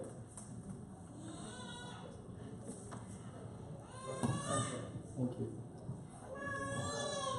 There is a very important principle we're going to just elaborate a little bit on, probably just mentioned a little bit ago, that the alim, or even before the alim, the messenger, the imam, the prophet, they exercise their efforts, but they cannot guarantee that people will implement their teachings. So for ulama, assuming they're doing their job, and I want to tell you, from my standpoint, I feel like I have shortcomings, and maybe others like me still have shortcomings. We're still trying, but even if we try our best, we cannot guarantee that people will implement the teachings of Islam. In any religion, you know, someone might, the Prophet himself, when he speaks to the people and tells them, do not lie, do not cheat, do not do this, do not do that, yet they still lie and they still cheat. So then, it does not mean that the Prophet has neglected his role. Now the Prophet is infallible, so we are certain he does, or he has implemented and done his role to the best he can. In terms of us, we cannot excuse ourselves 100%. We still have shortcomings, but also we cannot guarantee that people will always follow what we have. Now, why is it that people in the West seem to be more honest in certain things? Now, this is not a very absolute statement. There is some kind of restrictions here, but there are values that the West has, and there are values that the people in the East have. There are values that the people in the West do not have, the people in the East have. So we're not going to get into this who has more values and who is better and who is not. This is something that requires a long discussion, and it will be out of the scope of of what we're talking about in the seminar. But briefly, we cannot guarantee that everyone will follow the teachings that he request of people or invite people to practice and implement in their lives. We can do what we can. وَمَا أَنْتَ إِلَّا لَسْتَ عَلَيْهِمْ بِمُسَيْطِرٍ. You're not controlling, right? You're not to be their controller. إِنَّمَا أَنْتَ مُبَلِّغ, something like that, if I can recall the ayah, right? And other ayahs mentioned that أَرْسَلْنَاكَ شَاهِدًا وَمُبَشِّرًا وَنَذِيرًا, right? You are a nadhir. You're someone who tells people and warns them that this is right and this is wrong. You show them the truth and the falsehood, and they either choose. فَمَنْ شَاءَ فَلْيُؤْمِنْ. He who wants can believe. He who wants to, can not believe. Not to say that it's up to you to believe it or not believe. Of course, it's wrong to not believe, and it's good to believe. But in the end, it's all up to you as a mu'min or as a human to decide which path you want to take. Thank you very much. I think it's also law and order. It's about law and order being practiced here. So the system of law and order is better here. So the reason why people don't just want to put this law and order. Yeah, that's another. That's why I said that topic has a lot of things that can be discussed under it. Thank you very much. Just one question from myself is, what is the role of ulama in a society? I see this a lot, that when we have conflicts, right, we love to just paint each other with Shimr or Yazid or Ibn Ziyad, and because the problem is these are like very hateful personalities for each of us, right? So just because you have a conflict, you just give the worst of your own your belief system, right? It is difficult, and there's cults which kind of like support it, right? Saying, oh yeah, you did a good job because you speak it loud to this guy. He's acting like a shimmer, and like all these kind of things, right? I mean, I heard like, okay, there's one more notion of it. Oh, Shimmer was not a bad guy, but he has a bad company, right? But you're always indirectly pointing finger to the person, which is really, at a very low level in our, in Shia Islam. What is the role of ulama in there? Like, what they should inspire the community or the people, or? Well, I mean, first of all, let's see this, right? That's the role of ulama. I want to make it more broader than that, right? The role of all believers in this, right? First of all, the principle is this.